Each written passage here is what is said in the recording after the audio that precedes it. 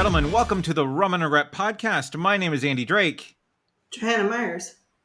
Nate Tussey, and we drink and we know things. Today is Tuesday, August 9th. We are back after our a mini hiatus, so Joe can get off the COVID restricted list. Right? I am negatory, good buddy, negatory. But no, we're glad you're back. We're glad you're feeling better, and Thank you. Yeah. So tonight, we're gonna catch up. We have so much to catch up on. We're gonna talk a little Comic-Con because Comic-Con happened since we last talked. We're also gonna talk about the recently released Hulu movie Prey, which is a Predator prequel in a way. Yeah, if you want to, if definitely a prequel. And then we're also in the timeline so far. Yep. Right. Yeah. And then we're also going to talk the first couple episodes of Sandman because we're all in it. We're all deep in it right now. Yeah. But first, let's jump into our segments. Joe, the streaming queen of the last month. How's the horror corner looking? Horror corner is robust because I've had a lot of time on my hands. Nice. I got some bits for you at the end. So nice. Yeah. All right. So hit us. What do you got? Yeah, like I said, I had a lot of time on my hands. So I was like, I'm going to go through and do all the horror things that I've been meaning to do. So I watched Candyman. Which nice. Candyman, the new Candyman. Right. So Candyman was my intro to horror. The original Candyman. That was the first horror movie I've ever seen, and that's what got me into horror and led me to where I am today. The new Candyman is very nostalgic to the old one, and it's a very good movie. It's just not long enough. Okay. They kind of buttered it up and did not deliver. Oh, really? Yeah. Are they? I think the movie was maybe barely 2 hours long, and they set up storylines that didn't pan out. Oh, sure. And it was just kind of at the end of it, it was like, oh, that was nice, that was good, but what happened to this character? What happened to that character? What happened to this storyline? That could have easily been a 2-hour movie for sure. Yeah. Now, are you thinking that they're gonna do a trilogy here or something? Just to map it out? I don't. I honestly don't think it's gonna go farther than how it is now. Okay. But I kind of wish it would because it's they set it up to be a really good. It could have been a really good 2-hour movie. It was a really kind of hour and a half movie. Yeah. No. Now is this a continuation or is this a reboot? It was a continuation. So this is a sequel to the original. Okay. All right. So it's characters from the original are brought back, and it kind of it brings it into now. Okay. All right.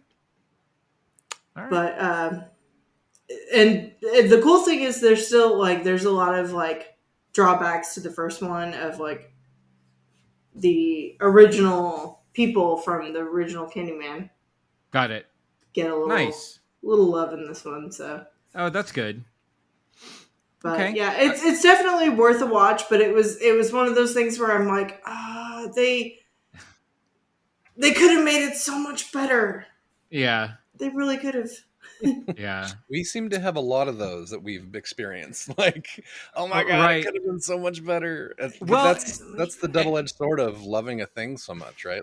Well, and that's the both the good and the bad about these nostalgia projects too is that they try sort of hard to introduce something new into something that's sort of loved and respected, and that's why Star Wars fans are so hard to please, is because the second you deal with sort of these legacy characters, right, that you have ideas for, your expectations are just sort of through the roof, right? Mm-hmm. And it's hard to meet those expectations a lot of the time. So that's how I view some of these projects. Some are good, some are okay.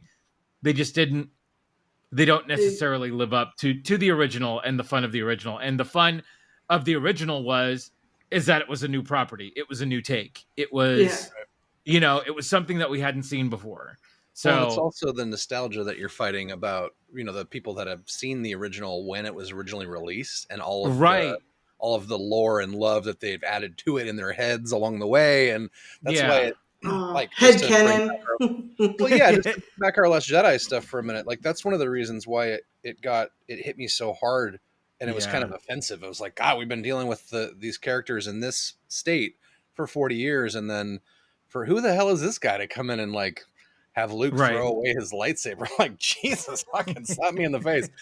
But it's that kind of stuff that makes it super challenging, like you were saying, Andy. Super challenging to deal with established characters and worlds and all that. I mean, Ready Player One's another classic Nate Rage example where like I would have left the theater. But now I own the movie, and Addie and I watch it because visually it's great, and on its own, if it didn't have a book that was so much better, it would be fine. Anyway, sorry, rant, tangent. No.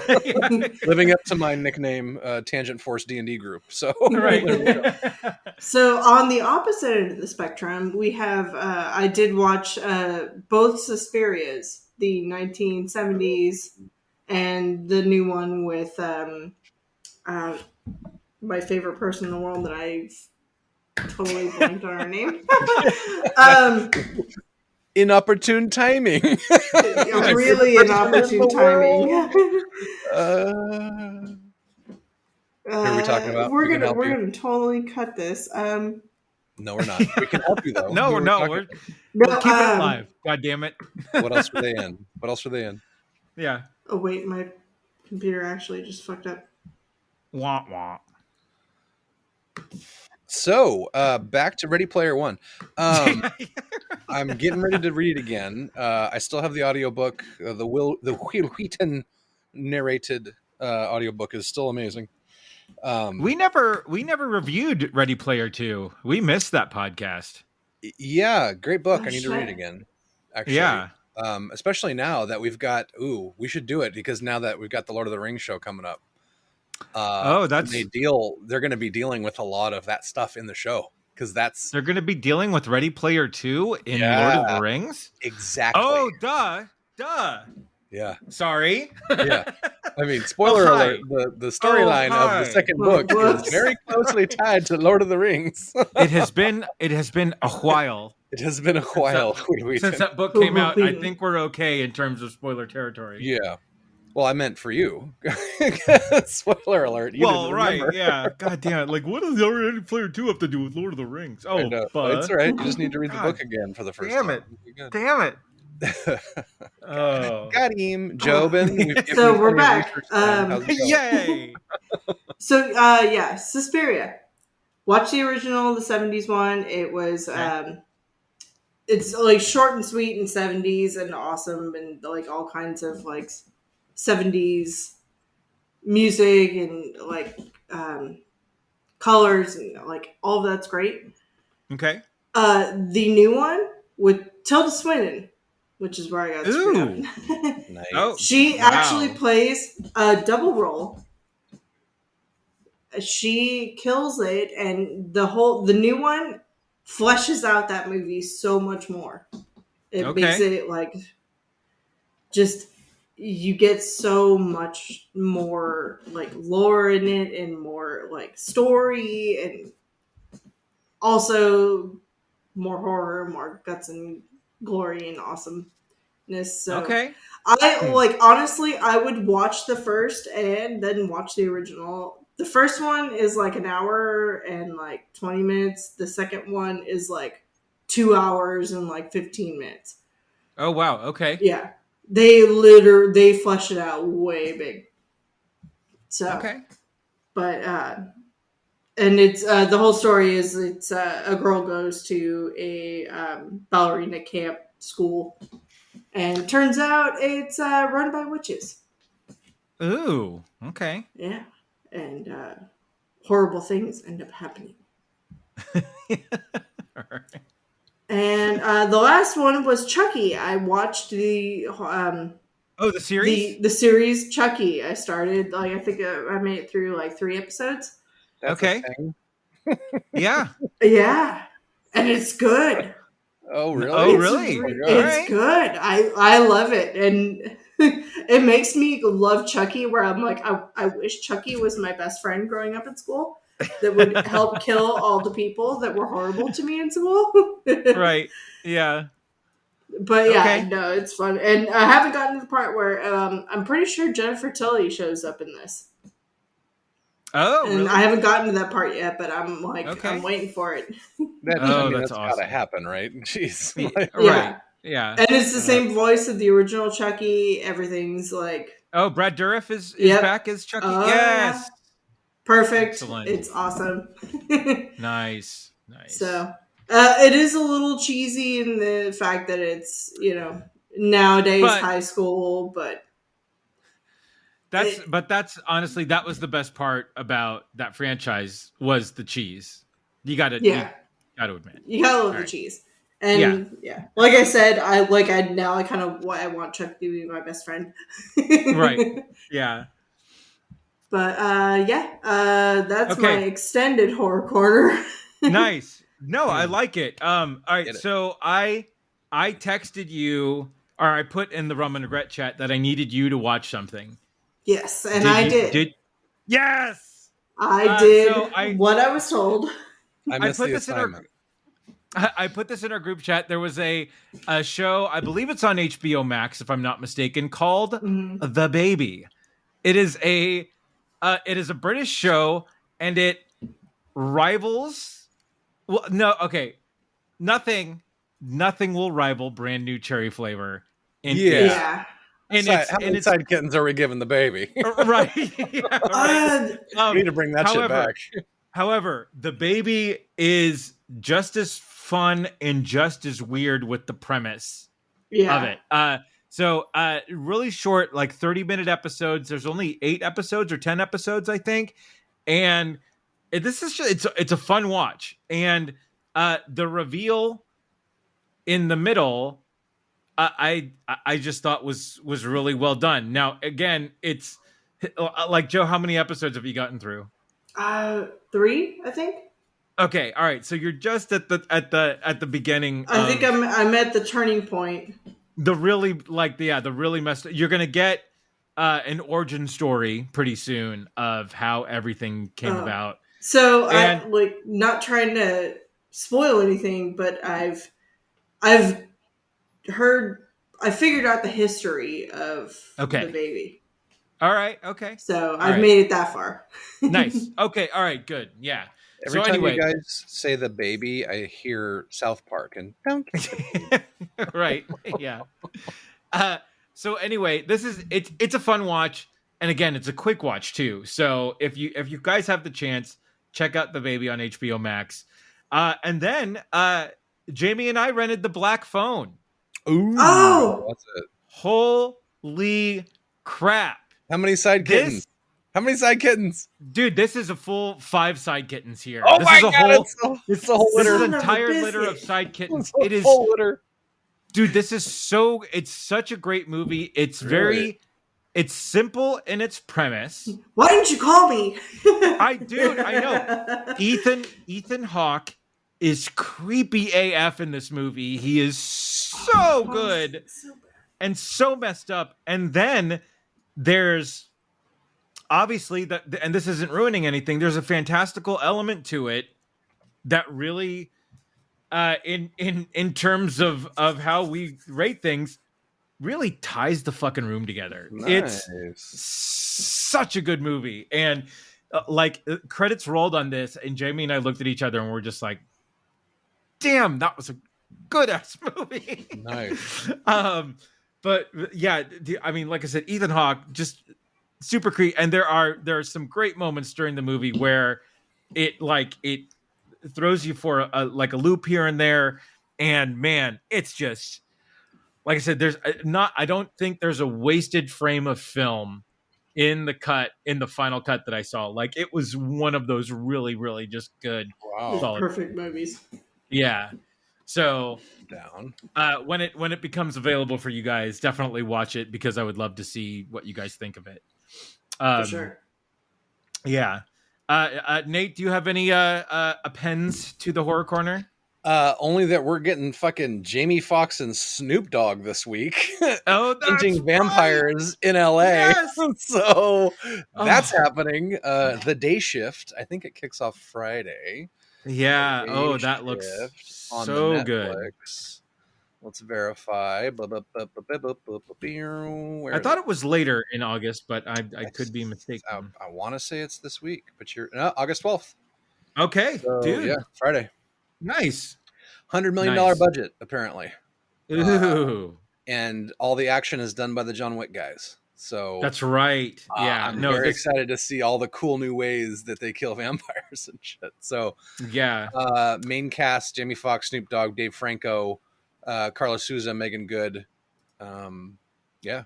I think the rest of them are all pretty much kind of mid-level stuff. So okay. Exciting to see. Yeah. Yeah, no, that's cool. Also, American Horror Stories is back on Hulu. Yes. The anthology American Horror Stories. We got through the first two, and they're both really good. The very first episode is like a Coven prequel, which is really cool. So you get to see some of the characters from the Coven season of American Horror Story as little kids, which is great. Nice. So, and aren't they actually? I think they're doing an American Horror Story, like not the anthology, but American Horror Story. There's another season coming out. Right? Yeah. Last one we got was the double feature, which was so good. Yeah, and hopefully there's another season. But yeah, but Stories is on. I think it's on episode 3 right now, which we haven't watched yet. We're gonna watch it last night, but the power went out. So no. Anyway, yeah. So anyway. All right. So we're going to switch it around since we're talking about 2 streaming things. So we're going to jump into Hold on. The Marvel Minute. Record scratch. Yeah. It's not streaming, but I got to throw it out there. Okay. Bullet Train, fucking amazing movie. Okay. Brad Pitt, bunch of assassins on a train. It's basically like a Guy Ritchie meets a Tarantino movie with a bunch of assassins on a train. Fucking brilliant. Oh, nice. Go see it. It doesn't have to be in the theater, but you should. It's fucking great. Go see it. So good. Right. Nice. Wah, wah, wah, wah, wah, wah, wah. All right. There's so much that has happened in the last month in Marvel. Right. Yeah. I can't cover all that. In fact, I'm not going to. Right. You guys, if you're into Marvel, you know what the fuck is happening. We're just going to kind of bop around a little bit on the most recent stuff. There we go. And then we'll talk about Comic-Con because that had, I think the Comic-Con pinata was very giveth and no taketh. It was very, it was full to the brim of goodies, and we will beat all of those out of it here shortly. So, most recent stuff though, it looks like Black Panther 2 underwent some reshoots after Comic-Con. So interesting. Well, but again, that's not entirely not normal. So no, but it's interesting. The timing. Apparently, they went back to work like after they presented at Comic-Con. Like they went back to the studio and did work. This is according to the Namor actor, Tenoch Huerta. So the reason this is in the news is people are assuming that because Namor had got such a warm welcome and people are just raving about it, that they're adding more of him. So that would be cool. Black Panther 2, I got a lot to say about this movie, and I'll save that for the Comic-Con stuff because holy crap, there's so much to unpack. So what else? We've got recently we had a Moon Knight season 2 potentially revealed. Right. The director's daughter's like Instagram or whatever on a boat. Yeah. She's like, so are you guys making Moon Knight 2? And then Oscar Isaac pushes his head into the frame. He's like, why else would we be in Cairo? And like, right. Yeah. Spoiler alert. So it looks like that might be coming down the pike. Which is awesome. I love that show. They did such a great job. Yeah. Pretty much nailed the landing too, even though there was a lot to wrap up. They did a great job with that. Yeah. So much happening in the used to be Netflix Marvel universe also. So Kingpin's return in Disney Plus's Echo show is coming soon. The She-Hulk trailers showing Daredevil in his, like, with a little bit of his yellow suit thing happening, which is sparking all kinds of speculation that the new Daredevil stuff is going to follow a classic comic book run that I'm not familiar with. But the bigger news with there's so much stuff came out. So Punisher, John Bernthal's coming back as the Punisher officially. 2 days ago, that was a rumor. So that's officially announced. They also kind of maybe announced Defenders because Jessica Jones has been rumored to come back. I haven't heard anything about Luke Cage yet, and I know they're not talking to the same actor for Iron Fist. However, this is going to kind of bridge over a little bit into the San Diego Comic-Con stuff, but when Feige was kind of revealing what's happening in Phase 5, he not only confirmed like Captain America New World Order and the Thunderbolts and all kinds of major stuff, but he also said that Daredevil Born Again is a real thing, but it's also going to contain 18 episodes. The first season will be 18 episodes of Daredevil. So dude, good for them for getting out of the 6-episode bullshit. Because that's starting to make me upset. The speculation, because you wouldn't do an 18-episode first season unless you're trying to make a huge fucking impact. Right. And that's why people are thinking that potentially, like, what a way to open it is that it's a Defenders season, and then you split everybody off into their groups after that. Like, maybe they're dealing with the rise of Kingpin again or something, or it's a new threat or whatever it is. Or maybe they're just going to figure out how to weave all these characters into the MCU during that time and show what happens during the blip. Maybe these guys didn't get blipped and they're the ones trying to hold it down in New York City while everyone else is gone, kind of thing. So yeah, there's a lot that could be there, and it's a lot of speculation, but I'm here for it. I really want them to bring back Kristen Ritter, and the actor Cage is also absolutely brilliant. I can't remember his name off the top of my head, but he's for sure doing good work on Evil right now, though. Oh, nice. Yeah, you mentioned that. Another thing I didn't do my homework on. No, I was going to give you crap on it during my segment, so I beat be prepared. Be prepared. I'm there. Okay, so let's see. She-Hulk trailers have been dropping like crazy. They keep adding a new one like every week, and it's great. And it keeps showing a little more of her and like in the courtroom as the She-Hulk, and we're creating a superhero division. We want you to run it, and then her on the island with Bruce Banner, Smart Hulk. Like, he's trying to show her how to do things, and she's just kicking his ass at all the shit that she's trying to show her how to do. And so he pushes her off a cliff. And I'm so excited for this. Like, it looked originally didn't look good, but now I'm excited. So every trailer that comes out gets me a little more into watching this. So for sure, 100%. If you guys didn't catch it, the making of Doctor Strange 2 is on Disney Plus, hosted by Bruce Campbell. Oh, nice. And Pizza Papa. I mean, he's not there a whole lot, but he does a little intro bit, and it was just cool to see him kind of doing that, even though it's clearly scripted and all that. But cool to see him, and really worth like the 45 minutes, I think, just to kind of see the behind the scenes and hear what everyone's thinking and that kind of stuff. Something else kind of She-Hulk adjacent, although I didn't land that up very well. Apparently in an interview, the star Tatiana Maslany, I can't pronounce her name properly, called out Kevin Feige and wants a female A-Force show or movie or something happening. In the comics, She-Hulk is one of the leaders of A-Force, which is all ladies, superhero badass band, basically, like Avengers. Okay. That typically has like Captain Marvel and her and a couple other people in it. So kind of cool just to be any more Marvel team up stuff that's not the Avengers to kind of fill in those gaps is super cool, and I'm down for it. So speaking of Captain Marvel, how about that post credit scene in Miss Marvel? I was getting there, but okay, I'm sorry. No, continue.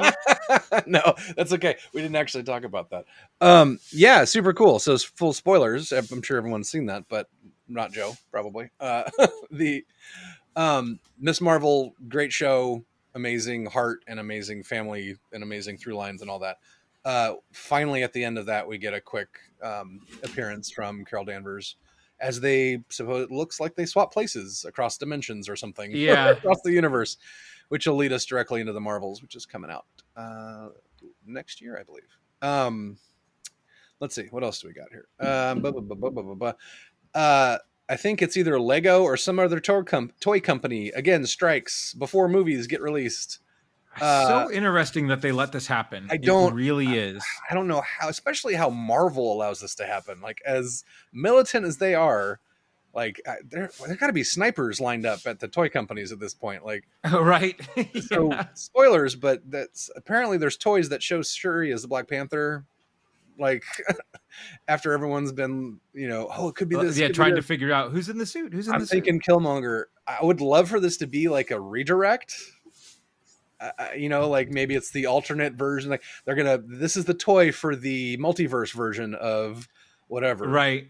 Yeah. My money's on Killmonger. God, I hope it's Killmonger because so this whole movie is going to be like a major, the Queen of Wakanda and the badass ladies of Wakanda holding it down because everyone else is dead, kind of thing. Yeah. So I don't want to take anything away from that. But the Queen has got some ass, and that was not her, unless somebody photoshopped that picture. So, and it's not a bad thing; it's a good thing. It's just that's not her. So, and most likely it'll be Shuri. I'd love to see Nakia, like his wife, in that, and her going ape shit. That'd be great. Oh, sure. Anyway, so I'm getting down the Black Panther rabbit hole that I was going to save for later, but let me nuke the rest of this real quick and then we'll move on. Cause there's just too much, like the last 4 weeks, it's just too much. I can't even keep up with it, and that's my jam. So Marvel specific, but show adjacent, Marvel's Midnight Suns got pushed back, which blows. The game was initially scheduled to release October 7th. Now it's been pushed with no release date to fiscal year 2023, which could be as late as March of next year. Ooh. Yeah. So I don't know if the beta didn't go well or if there was a beta or what. Yeah. I'm actually kind of glad that it sucks that it happened, but the way Marvel properties have been treated lately, they need in video game land, with the exception of Guardians of the Galaxy, that was really good. They need to take their time because it's such an opportunity, especially if they're building worlds and then can add to them. As long as the world is sound, then yes, please take all the time you need. Stop messing up my shit. All right. Let's make these long running games that are worth it and not just die on the vine kind of thing. Let's see. So there was a bunch of Ironheart suit set photos leaked apparently for the Disney Plus show. It looks really cool. It's kind of like a cross between Iron Man's most recent armor that he died in and War Machine, as far as the aesthetic, although it's very raw.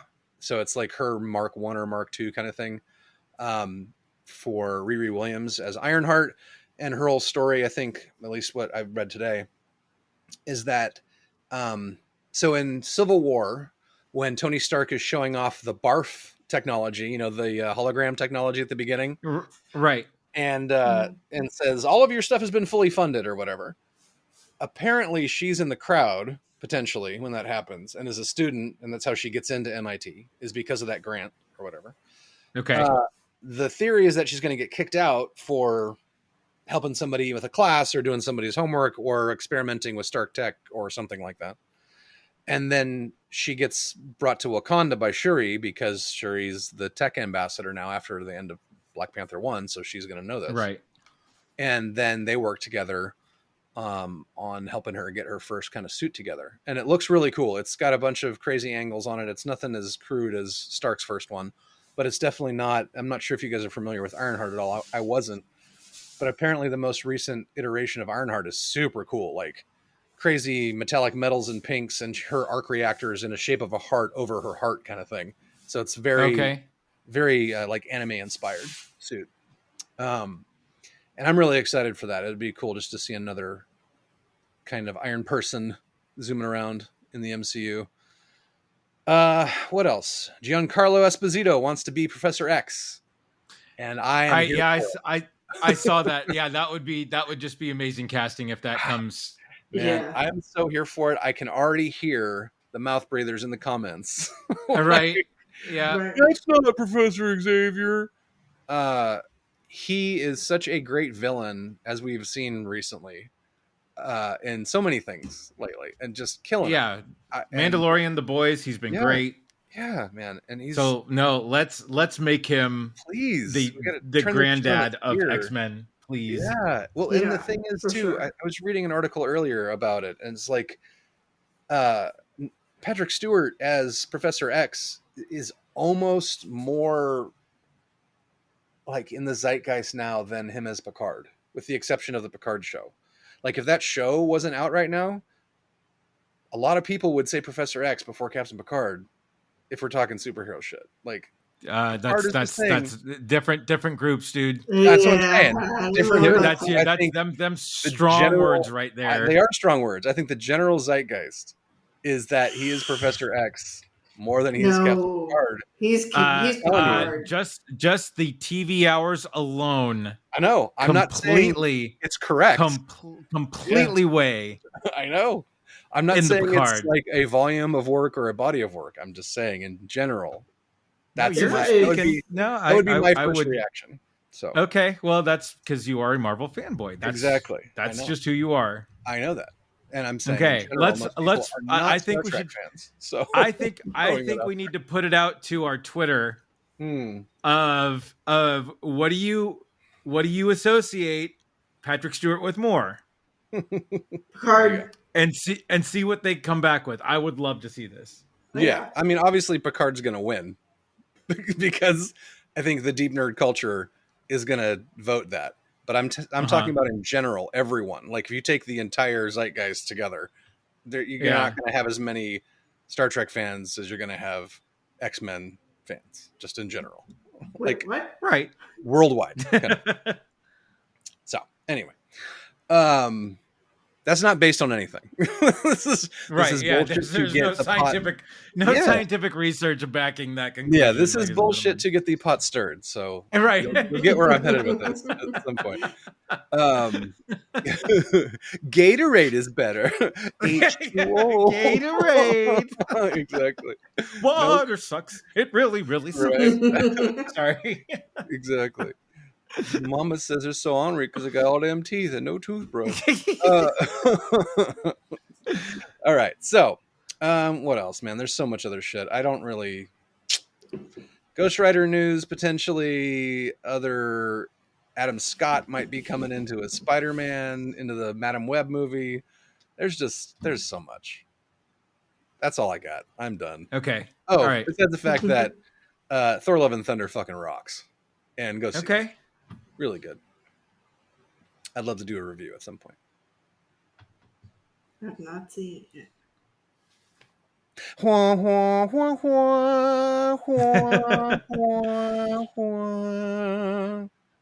All right. So let's jump into streaming service selections for the last month. And there have been a lot. We've gotten through quite a bit. When we last talked, Jamie and I were just finishing up the terminal list on Amazon Prime. This was the Chris Pratt headed sort of ex-military show. And man, this was a great show. Really? And with about 2 minutes to go, completely shit the bed. No! Oh, no. Really? Oh, no. Really? Like, 2 minutes? They could have ended this movie, or they could have ended this series and give us an extended, fun, like, credit sequence and given us. And I don't think there's going to be any more seasons, and I don't know anything about the source material, but man, like, it was such a hard swallow. No, this final 2 minutes, It was just like, it was. That's what she said, but no, really, yeah, right. Gross. On that note, watch The Old Man, because The Old Man delivers on that front, and The Gray Man also delivers. On that All right. next, and this is sort of a proud parenting moment for myself and Jamie. So Netflix recently released a show called Man vs. Bee, which is Rowan Atkinson basically doing his stuff, right? Yeah. So so we watched this with Xander, and Xander loved this, and he loved it so much. Of course that he did. ever since we finished, he has slowly worked himself through the entire Mr. Bean catalog. No way. Fuck yeah. Yes. That's yes. amazing. And then we realized that there's one Mr. Bean segment that directly correlates to Man vs. Bee. That is him going against a bee and there are little Easter eggs in Man vs. Bee from that segment, which is just fantastic. And so Man vs. Bee has nothing to do with Mr. Bean. His name is Trevor in the show. It is the first episode's 20 minutes. The subsequent episodes are 10 minutes. So it's a very, very quick watch. And it is just classic Rowan Atkinson physical comedy, and it is so good. I hope they do more because if you hear any laughter going on in the background right now, it's Jamie and Xander watching more Mr. Bean right now. Nice. Awesome. Yeah. What We Do in the Shadows is back on Hulu.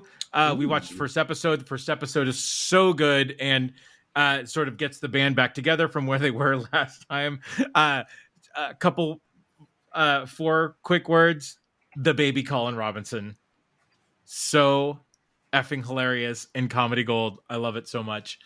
Also on Hulu, the Orville New Horizons just finished their season, and holy crap.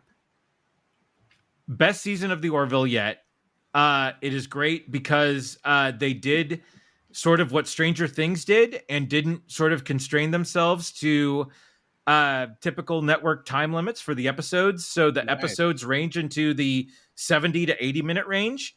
And they tell, Seth MacFarlane wrote some incredible episodes that were very, very poignant to pandemic times. So a lot of the stuff that we sort of dealt with as a society, he worked into the show, and I thought it was done really well. And the storytelling here really picks on a lot of the storylines that came from season 1 and season 2. So I just think it was a very smartly written season, but just a very well done season. So if you have time and want to pick up, the Orville is a fantastic watch. So next thing, and we'll move over to Netflix now. Well, actually, no, let me jump on Paramount Plus and double down on giving Nate shit for not doing homework. Evil is creeping up on its season finale, and this is one of the better seasons of Evil yet. It's so good. This cast is so great together.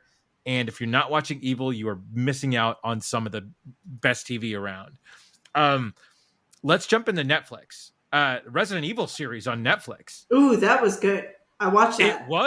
It was really good. I was very, very surprised on how much I liked it. Because no Resident Evil, I mean, aside from the first Mia movie, which I love so much, hasn't really sort of captured that, like, the Resident Evil aesthetic. I will say it's like the Resident Evil, but a little like it's half CW. It's like it's a CW version of Resident Evil, but there's still like the dog and it feels zombies and like I mean it felt like they wanted to make another video game, like another Resident Evil video game, but like, and this was one of those sort of weird like side stories where they take these video games on, Yeah, That first intro scene is pretty intense. Like the Oh data yeah. collection or whatever. Yeah. Oh yeah. I got Yeah. that far, and then I can't remember what distracted me. I think I had to go do something, and then I didn't come back to it. But I'm waiting to. It looks really fun. Yeah. But no, it's a good watch, Nate. I think you'll really love it. So I just feel stupid for what I'm about to say next. So there's a Netflix series that came out about a month ago. It's called it stars Kristen Bell. It's called The Woman in the House Across the Street from the Girl in the Window. Right? Mhm. Longest title ever for a show. Right. But it is about a sort of a gal dealing with loss, right? Not in the best spot, and then gets new neighbors across the street, and weird stuff starts to happen. Okay. And Jamie and I watched this without any sort of knowledge on what the show is, what it's based on, or anything, right? And there are some like way out there story points. Like we're looking at each other like, did they really just like that's the explanation for this? So it turns out that this was produced as a satire for sort of whodunit things, and we didn't know that till we were done with the series. Oh shit. So Jamie and I like when the final frame ran, we're just like, that's amazing. What the hell did we just watch? Like, this was stupid. Like, this was so stupid. And then we read up on it, and it's like, oh yeah, satire series, comedy. We're like, wait a minute.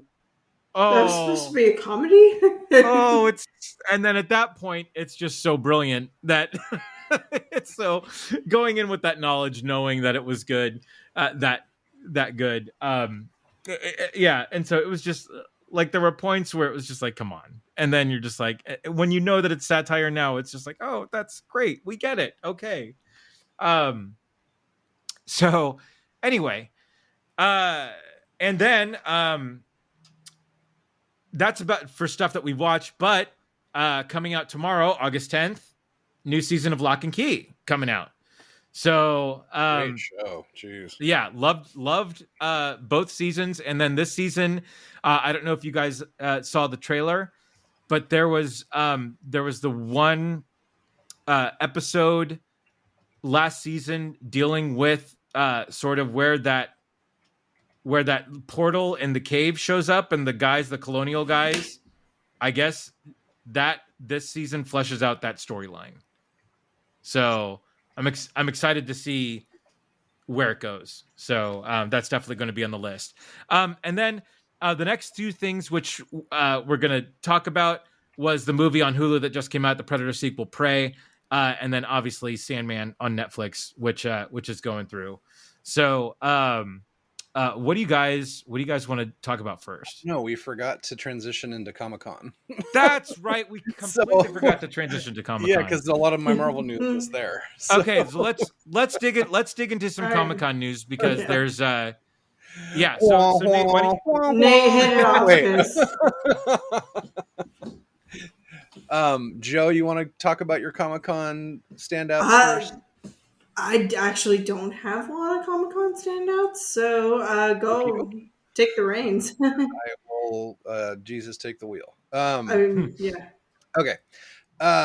So much Marvel news.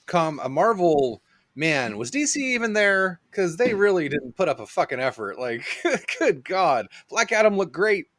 Shazam looked great. They couldn't get Henry Cavill. Apparently he's not coming back as Superman, which is really going to piss me off. Well, let's canceling and nuking and so. All right, he's doing The Witcher. Come on, man. No. Well, no. That's no excuse. You can do both. Well, so I mean, we can dig deeper into this if you want, but I have some thoughts on the DC stuff. Well, so right. Obviously, they put out a big presence because they're killing everything. But yeah. Well, no, and so what? So Warner Brothers has gone through. Warner Brothers was bought out by Discovery, so now they're Warner Brothers Discovery, right? There's a new CEO that has a absolutely new vision for the DC universe. Okay, and he has said this. He said this in the investors meeting a week ago, right? And said this is where we're going to take DC. We're hiring a division, and we have a 10-year plan, and they are basically going to follow Marvel's model. And apparently the new CEO loves DC and doesn't and wants to quality control what goes out, which is exactly what we've been wanting. That is such bullshit, though. They're doing this for a tax break. That's the only reason. Well, okay, no. And the cover story is quality control. Come on, dude. No. Okay, no, you're confusing your stuff here, though. No, I'm not. Okay, no. Okay, we'll talk about Batgirl. Batgirl was shelved, and yeah, that was a tax break. But again, you're having to deal with what's in production and what's out there, right? So there's stuff that you want to put out, and there's stuff that you don't want to put out. So maybe, and I guess this Batgirl movie was just on the edge of not being good enough to put out. We're giving them outs for axing things to save money. Like I'm not obviously it's a business. I'm not saying that this was the right thing to do. Well, nobody's saying that's the thing is so the line they want us talking about is it wasn't good enough, and that's why they canceled it, which isn't the case. Okay, there is no evidence that it was good, bad, or the other. The fact that they spent $90 million on it and it had Michael Keaton in it and a bunch of other great, like, Jesus, what's his name? Brendan Fraser's in the fucking movie. Like, right. We're going to get denied that because they want to save $90 million. Actually, more like $180 million because now they don't have to spend any advertising money on it, right? Right. So they're saving a huge chunk of money. And I get it. It's a business. But it's problematic when you keep Ezra Miller's Flash on the books and you cancel this. But apparently, all right, now that was a 3 times more expensive movie to make. Right. Right. There are more Flash fans out there than there are Batgirl fans. Okay. Yeah, and apparently, yes. And apparently the Flash is a better movie. Well, yeah, because they spent $300 million on it or whatever it was. Okay. But, so like I said, now you're not going to have Ezra Miller is 24 hours from being arrested in another thing, right? He was arrested. And again, huh? I think he was arrested today, right? No, he was literally 24 hours ago. He was brought in on charges of So anyway, obviously you're not going to have him promote this movie in no way, shape, or form, right?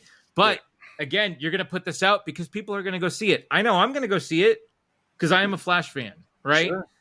Like I said, I would not have paid money to go see a Batgirl movie in a theater. I would have waited for it to come out on streaming. Michael Keaton in the cowl again? You wouldn't have paid money to go see that in the theater. I'm going to see Michael Keaton in the cowl in the Flash movie. Oh my God. Okay. All right. That's all I'm saying. Like I'm not defending DC in Warner Brothers and what they're doing, right?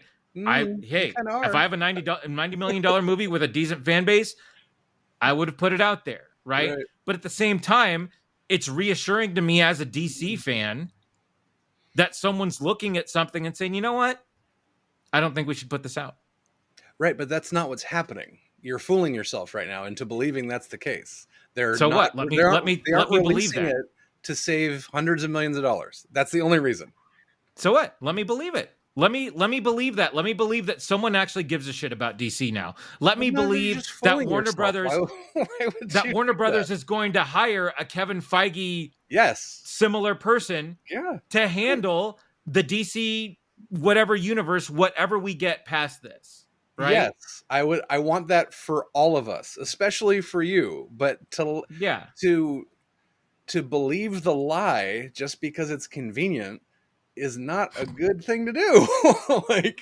Because that's not what's the reality is there. And the reason I'm harping on this is because the HBO Max Discovery Plus merger is going to absolutely gut more than we have any idea. No, absolutely. As far as any of those shows that we love, like Harley Quinn on the chopping block, everything, Doom Patrol on the chopping block, everything can go because of this established cut. Because if they're going to cut a $90 million movie and then save another 60 to 80 on marketing, they will cut the other ones if they want to, because No, the only I thing get the it. CEO is there to do is to make that company profitable and to make as much money as he can for the shareholders. Now, if quality is the way to do that, then great. But the only thing a CEO is there to do is to make fucking money. So you No, will, and I get until that he point, but proves when it, you that he's a super fan and will make sure that DC is like the quality is at the heart and money is no object, then give him all the kudos. Then give him all that love that you're giving him now, which I think is misplaced. And I don't. Okay, I'm just saying though, as a CEO, and you come in and one of your properties is DC, Yeah. right? And someone shows you what's on the block for it, and you're saying, okay, well, how's this going to help? I mean, come on, let's because right now, I guarantee you, no one was doing that before. Somebody was just saying, oh, we have this, let's just put this out there. Now, if Doom Patrol goes, I'm going to be sad because that's a great fucking show. Yeah. If Titans goes, I'm going to be sad because that's a great fucking show, right? Yeah, Harley Quinn. Harley Quinn. I haven't started season 3 yet, but that's a great show. Really so, yeah. Let me be hopeful for DC's future, damn it. Yeah, these are two different things, Andy. I am also hopeful for DC's future, but don't give them credit when all they care about is fucking money.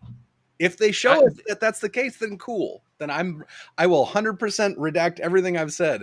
But until then, why do you think Marvel's doing what it's doing right now? What do you mean? Because of money. Of course it is. Yes. Good gravy. They're not doing it for fans, Nate. Of course not. But they set it up the right way. And they're also not being... They absolutely did. So if DC has to go through a minor little reboot here to get to that point... Yeah, again, these are two separate things. Do a reboot. Whatever. That's fine. But that's not... Exactly. But you're fooling yourself if you think it's a quality control issue. It's a money issue. And that's it. Okay. Sure. Continue. That's continue. I'm just continue. And Patrick Stewart is crack a beer. Yeah, I know. I'm pray. We haven't even talked about Comic-Con yet. Oh my god, maybe we should save that for later. No, dude, nobody. Okay, this is going to be another hyperbolic statement, but beyond you, I don't know anybody else that wants DC to succeed more than me. Okay. For many reasons. I love everything about DC Comics and the DCEU potentially. The main reason I want it to kick more ass than Marvel is that competition between the two of them, like the height of the comic book competition back in the day, like 80s and 90s, when Marvel was just going apeshit with X-Men, but fucking DC was slugging back as hard as they could. Like, that's what I want. I want that in a fucking visual format. Like, I want them to hate each other and come up with the most amazing shit because of that. But then eventually we're going to get them fighting on the big screen or some shit. Right. Like, those crossovers eventually are going to hit. And that only happens when both parties are on somewhat equal footing.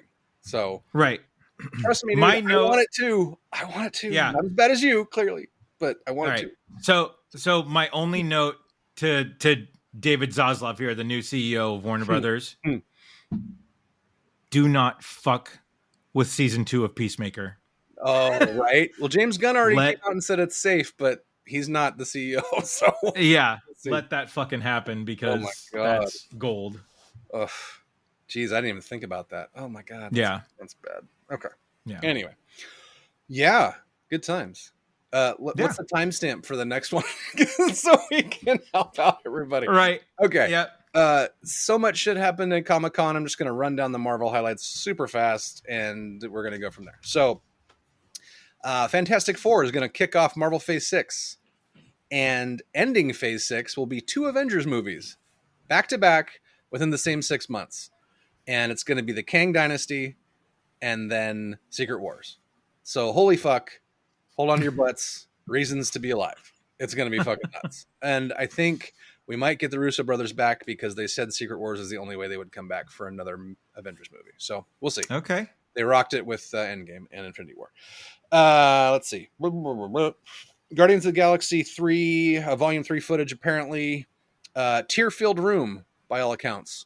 It's going to focus on Rocket, it looks like. There's going to be a whole bunch of backstory. Yeah. oh shit, now I just lost the name of the villain. I had it and I lost it. The High Evolutionary is going to be the main villain, and potentially he's the one who created Rocket. They're going to retcon that whole origin story for that to be a thing. Apparently, everyone was crying. Like all of the the Guardians cast was crying. So I would expect this is going to hit really hard. It's the last in the trilogy, apparently, for the current crew. So we'll see how that goes. That's going to hit pretty hard. Ant-Man 3 Quantumania first look apparently is nuts. Bill Murray's in it. And nice. they're bringing MODOK into the live MCU, which is going to be nuts. I've heard rumors of Jim Carrey. I still want Patton Oswalt, but I think they're going to go serious with it, so that's not going to happen. Side note, Patton Oswalt as a Crow at some point. Let's discuss that, because I have feelings on that. There you go. I'm a little scared. Let's see what else. Well, it's not Marvel, but the D&D movie trailer dropped, and it looked pretty interesting. I don't know. That look, dude. Come on, Chris Pine, Michelle Rodriguez, a bear owl. Come on, owlbear. Actually, it's an owlbear, Eddie. Bear owl is from a different sector of space. Yes, it's gonna be cool. I love it. And the nerd rage, like, actually, druids can't shapeshift into an owlbear because that's considered a monstrosity and not a beast, and is out of the challenge rating of a druid, even a moon. You're getting a D&D movie. Shut the fuck up. I know, but they've all been so bad. So it's just like anything better than what we've had is great. Like I'd be fine with that. So not Marvel specific, but The Rock shattered things, and apparently his reveal is really cool. Actually, shouldn't be talking about that. Andy probably wants to do that. What else? Let me just scan this for Marvel shit, and then I'll let you guys. Well, since Joe didn't pick up Interview with a Vampire, the first trailer looked fucking amazing. It did, yeah. It's intense. Hopefully it's not Joe.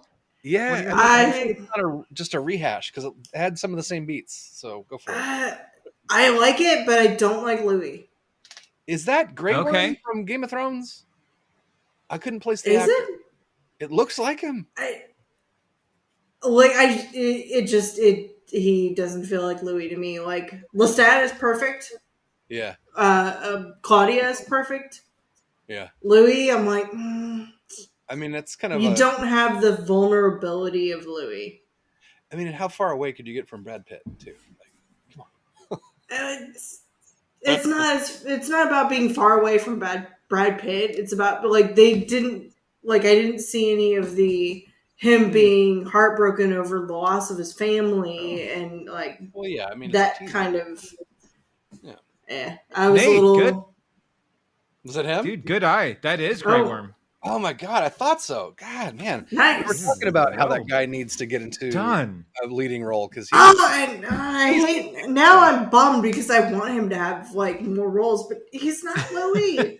I'm sorry, he's not Louis. He technically is, Joe, and you're just gonna have to deal with it. Have to deal with it. Hey, just remember, Anne Rice didn't like Tom Cruise's Lestat. Yeah, fair point. So maybe this will win you over. He was a very good Lestat. So Jacob Anderson's a solid actor. Let's give him the benefit. He's really good. Give him absolutely, I will give him the benefit of the doubt. But my first seeing the trailer, I was like, I don't like it. Not the Louis that you want, but the Louis that you deserve. Right. Yeah. Exactly. Well, I'll take it. Yeah, right.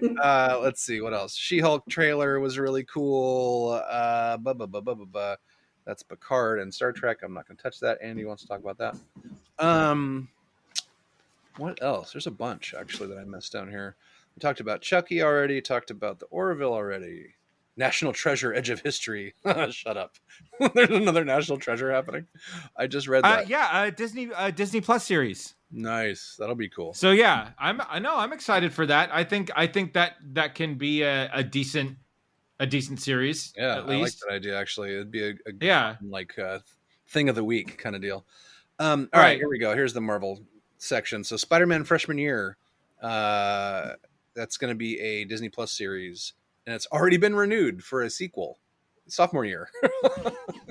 So animated, I think it's animated, right? Yeah, animated Spider-Man, not in the MCU, apparently, or at least not initially, because there is Oscorp and Henry Osborn and all that, which does not exist in the MCU.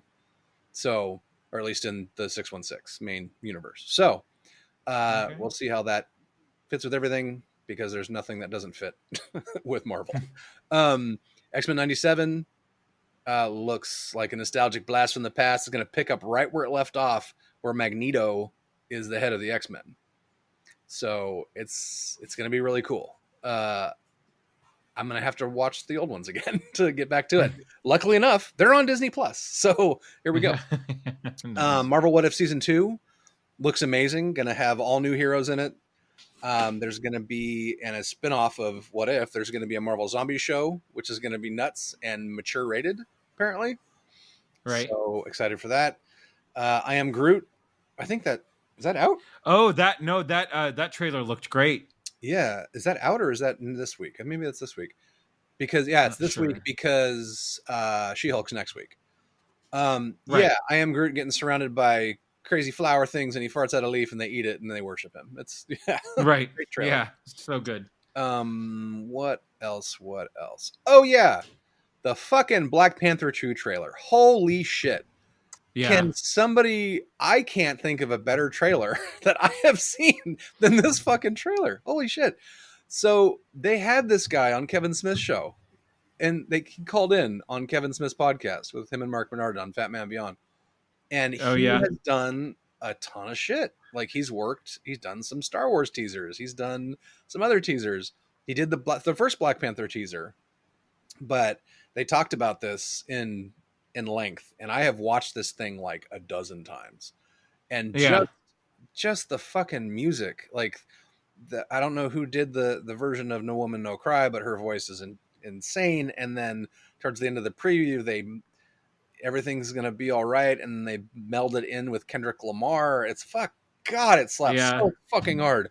And then not to mention all the visuals, like, Jesus Christ. So Namor is now like an Aztec prince, basically, which is fucking perfect. I mean, I love the aesthetic.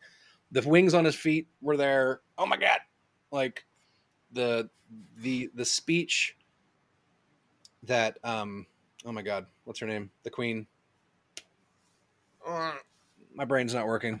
Come on, guys, help me out. Okay. Her entire family has died, and hasn't she sacrificed enough? It's killing me. What's her name? Angela Bassett, for the love of God. There you go. There you go. Just the line she delivers in the trailer had me like, oh, get him. Like, that's why I kind of wanted her in the Black Panther shit. But I think she's probably going to start a war, because she's just grieving, and her whole family's been taken from her, kind of thing. And then to see the Riri Williams, Ironheart, and Shuri kind of doing the giving themselves the hello or whatever, you can tell that it's going to be a cool dynamic between the two of them. And then M'Baku is going to be a fucking big part of it. I thought he might be the next Black Panther potentially.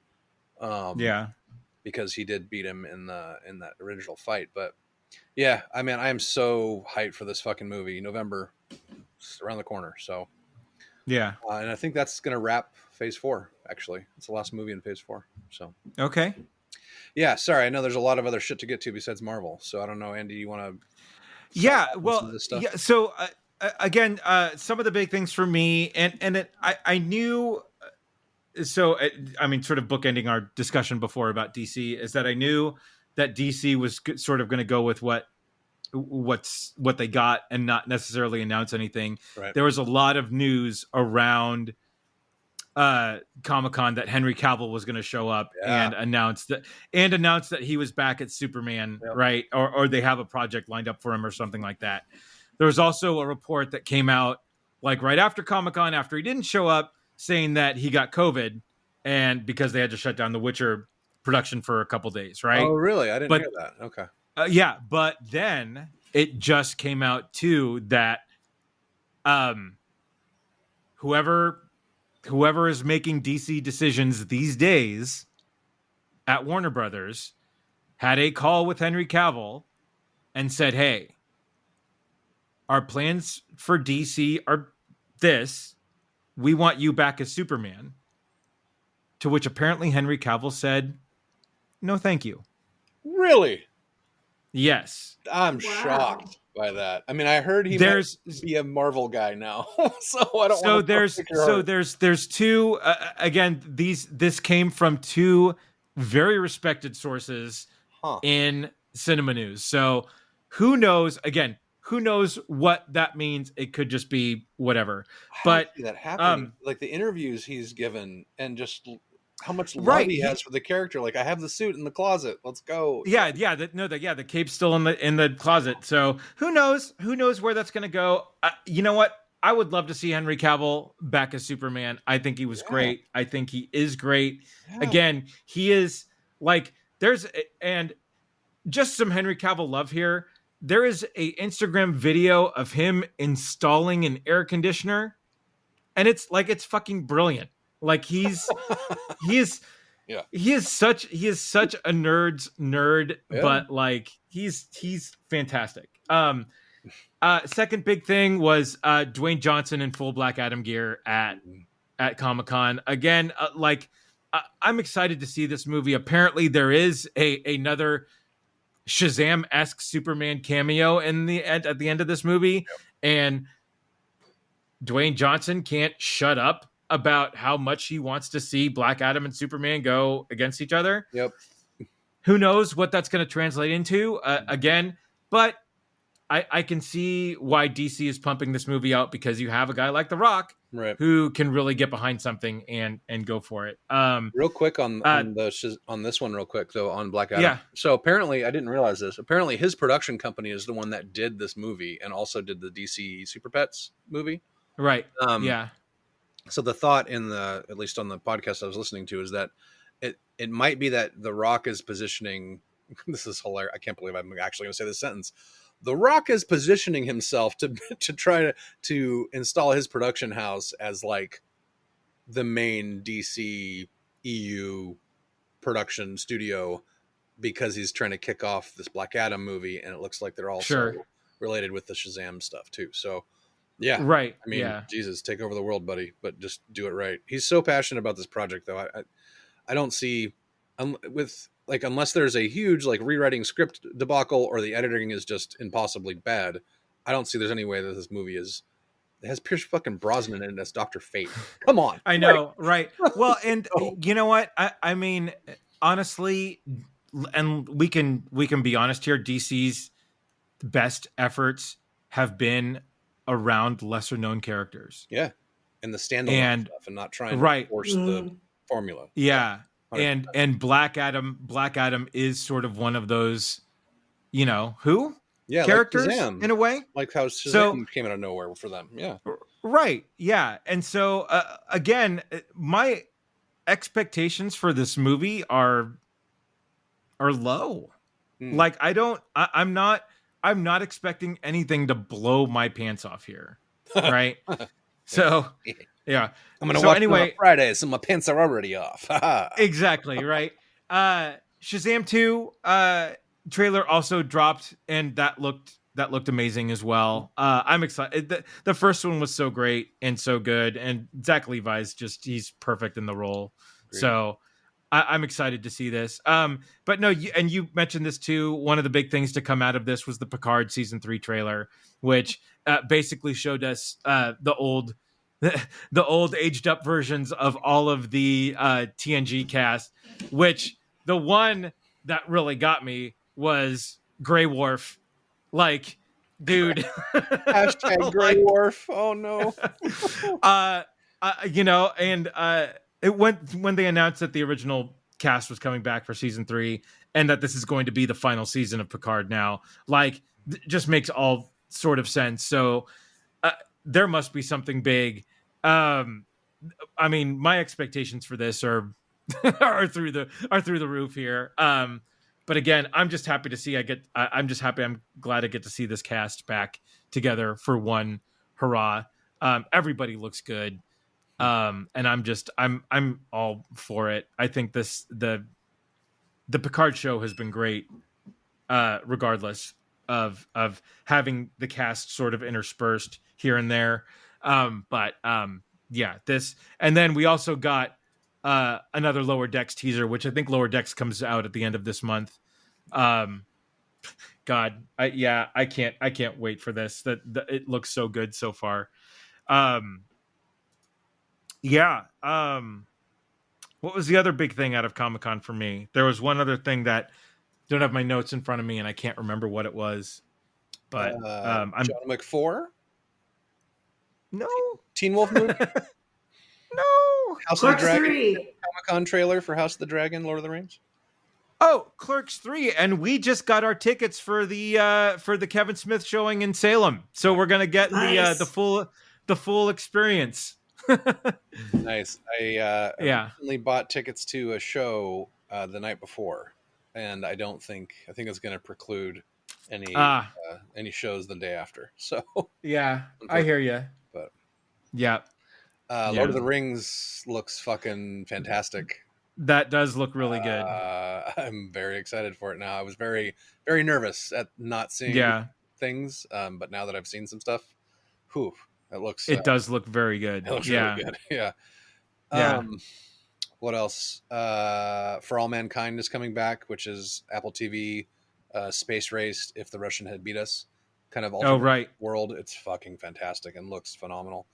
Okay. Avatar's new movie trailer, The Way of Water or something like that, looks really good. There's a bunch of other stuff. I'm trying to push through this. John Wick 4. Yeah, John Wick 4, TMNT, Last Ronin is going to be a thing. What else? Bunch of Walking Dead shit, but I'm so removed from that world now. I don't really care. You know what? The anthology Walking Dead series actually looks decent. Like the teaser of Parker Posey wanting to get bit by the person. Like, whoa. Dude, I actually can't wait for that. What else? I think that's really the high points. I don't have anything else on this. Yeah, I don't really have anything more on that either. Titans Go, blah blah blah blah. Yep, nope. Moving on. So done with our Comic-Con wrap here? Yeah, I think we're done with it. I don't have a whole lot left to talk about it.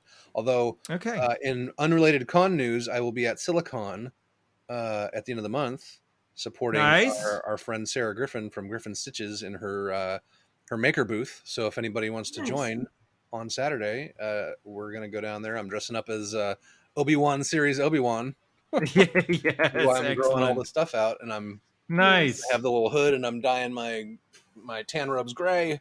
And hang on. And hang on.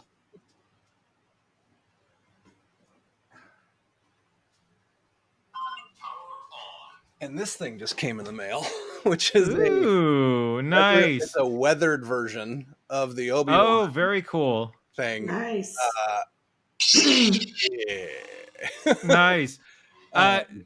Tell me you're gonna at some point smuggle Addie under your robe as a little Leia, right? And just walk through the con floor. You know what I'm gonna do is, Steve, if you're listening, Steve Polifka, we also affectionately known as Horror Hagrid to our D&D group. I'm going to do that with him. And it's going to be less obvious than it was in the series. Nice. I love it. I love it. Recreate that. Yes. Yeah. Oh, nice. Wonderful. Wonderful. All right. So interesting update. We just got a weather warning where I am. So we're going to actually break and we're going to do the Prey and Sandman review a little bit later. So hang tight with that. But for now, we had some fun conversation around Comic-Con and sort of the state of DC Comics. So what were your big takeaways from DC and Marvel at Comic-Con? What was your favorite trailer that came out of Comic-Con?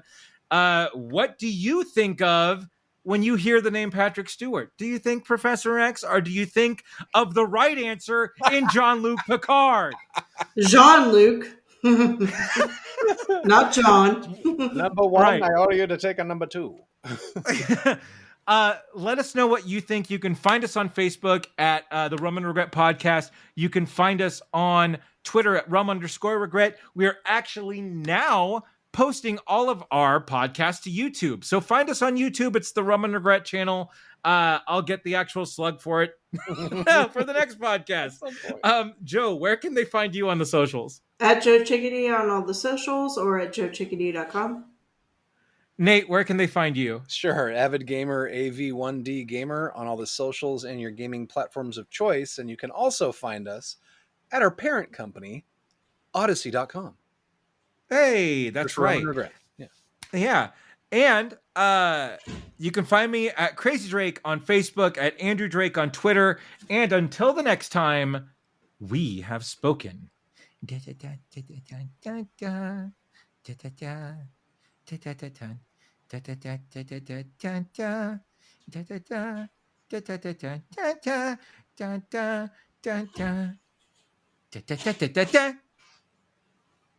Wakanda forever! DC is not dead! DC is not dead, damn it! Wakanda forever! And this battle will be fought out at a later date.